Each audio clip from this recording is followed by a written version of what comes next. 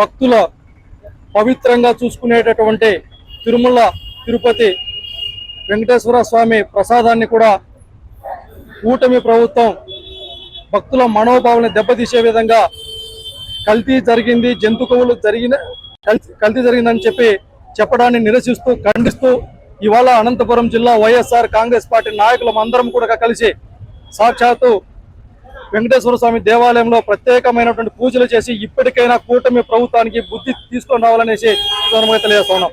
మనకందరికీ తెలిసినటువంటి విషయమే, అబద్ధాలు చెప్పడంలో, మోసం చేయటంలో, కుట్రపూరితమైనటువంటి రాజకీయాలు చేయటంలో చంద్రబాబు నాయుడు గారు పిహెచ్డి చేస్తే ఆయన కుమారుడు రెడ్ బుక్ స్టార్ లోకేష్ గారు మరియు ఆయన పార్ట్నర్ సనాతన స్టార్ పవన్ కళ్యాణ్ గారు ఇద్దరు కూడా డబుల్ పిహెచ్డి చేసినారనేసి మనతో పాటు ప్రజలందరికీ తెలిసినటువంటి విషయమే.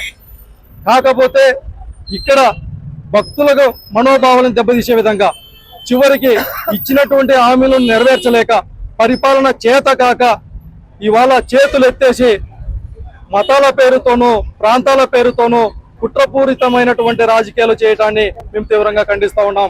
ప్రజలందరూ చూస్తా ఉన్నారు. ఇవాళ సిబిఐ మీరు పెట్టినటువంటి సిట్టుతో పాటు సాక్షాత్తు సిబిఐ అధికారులు కూడా ప్రసాదంలో జంతు గోవులు కలవలేదు అనేసి నిరూపిస్తే ఏ ముఖం పెట్టుకుంటున్నారు చంద్రబాబు నాయుడు గారు అని ఈ సందర్భంగా ప్రశ్నిస్తా ఉన్నాం. ఒక పక్క ఇప్పటికైనా మీరు బుద్ధి తెచ్చుకొని సాక్షాత్ శ్రీవారికి క్షమాపణలు చెప్పి భక్తులకు క్షమాపణలు చెప్పకుండా నిస్సిగ్గుగా ఇప్పటికి కూడా మీరు మరొక పక్కన ఫ్లెక్సీలు వేసుకొని ఇంకా కూడా మీరు అబద్ధాలు చెప్పేటటువంటి ప్రజలను మభ్యపెట్టేటటువంటి ప్రయత్నాలు చేస్తున్నారే కానీ మీ తప్పును తెలుసుకునేటటువంటి ప్రయత్నం చేయలేదు.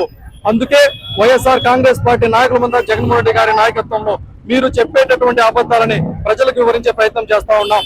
ఏదైతే జగన్ అంటే మీరు భయం, కూటమితో కలిసి 3 పార్టీలు కలిసి ఇచ్చినటువంటి సూపర్ 6 హామీలతో వెలురై ఇవాళ జగన్మోహన్ రెడ్డి గారి పైన బురద జల్లేటటువంటి రాజకీయాలు చేస్తా ఉన్నారు.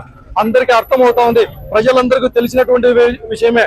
అందుకే జగన్మోహన్ రెడ్డి గారి నాయకత్వంలో మీరు ఏదైతే కుటిల చేస్తున్నటువంటి కుటిల రాజకీయాలను తిప్పికొట్టే విధంగా సాక్షాత్ ఆ వెంకన్న స్వామిని వేడుకుంటా ఉన్నాం. ఇప్పటికైనా ఆ కూటమి ప్రభుత్వానికి బుద్ధి తెచ్చి ప్రజలకు 4 మంచి పనులు చేయండి అయ్యా చంద్రబాబు నాయుడు గారు అనేసి ఈ వైఎస్ఆర్ కాంగ్రెస్ పార్టీ నాయకులుగా మేము డిమాండ్ చేస్తా ఉన్నాం.